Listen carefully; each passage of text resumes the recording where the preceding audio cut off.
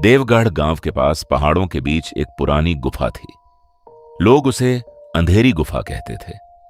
बचपन से गांव में एक ही कहानी सुनाई जाती थी कि उस गुफा में एक प्रेत रहता है जिसे लोग प्रेत राजा कहते हैं। वह साधारण भूत नहीं था। कहा जाता था कि वह लोगों के सपनों में आता है और उनकी सबसे बड़ी इच्छा पूरी करने का सौदा करता है। बदले में वह उनकी कोई अनमोल चीज ले लेता है। उसी गांव में अर्जुन नाम का एक युवक रहता था।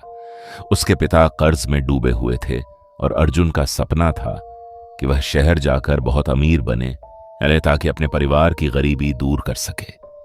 एक रात उसने निश्चय किया कि वह उस गुफा में जाएगा और प्रेत राजा से मिलेगा। आधी रात के समय वह गुफा के भीतर पहुंचा। अंदर घना अंधेरा और ठंडी हवा थी। दीवारों पर कुछ अजीब से चिन्ह हल्की रोशनी में चमक रहे थे। तभी उसके सामने एक परछाई उभरी। गहरी और धीमी आवाज गूंजी, स्वागत है इच्छाओं के प्यासे। अर्जुन घबरा गया, पर उसने साहस जुटाकर अपनी इच्छा बता दी। तभी उसके सामने एक दृश्य उभर आया। वह शहर में बड़े घर में रह रहा है। उसके पास धन, यानी सम्मान और वैभव सब कुछ है। अर्जुन की आंखों में चमक आ गई। उसने पूछा, इसके बदले आपको क्या चाहिए?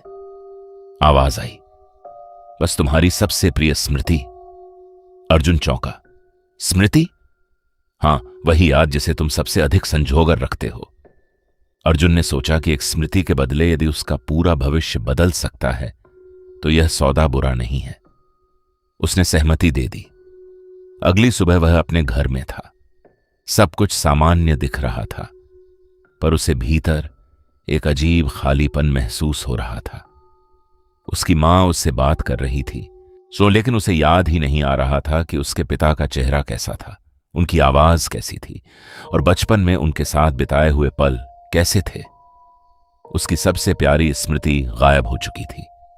समय बीतता गया। अर्जुन का काम सचमुच सफल हो गया। वह शहर में धनवान बन गया।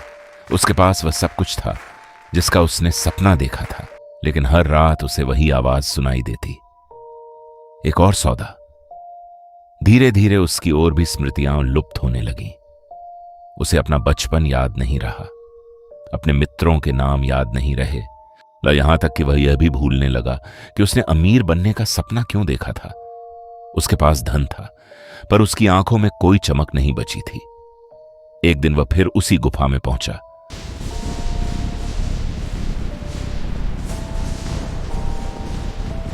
उसने पुकारा, मेरी स्मृतियां लौटा दो। गुफा में वही ठंडी हंसी गूंज उठी। आवाज आई, मैंने वही लिया है जो तुमने स्वेच्छा से दिया। स्मृतियां ही तुम्हारी पहचान थी। गुफा की दीवारों पर कई चेहरे उभर आए। गांव के वे लोग जो वर्षों पहले यहां आए थे। सबके चेहरे भावहीन थे या आंखें खाली थीं। वे सभी अपने अपने सपनों के बदले अपनी पहचान खो चुके थे। तभी अर्जुन को समझ आया कि प्रेत राजा कोई साधारण आत्मा नहीं, बल्कि मनुष्य के भीतर की लालसा का रूप है। जब इंसान अपने सपनों के पीछे भागते भागते अपनी जड़ों और यादों का सौदा कर देता है, तो अंत में उसके पास सब कुछ होते हुए भी कुछ नहीं बचता।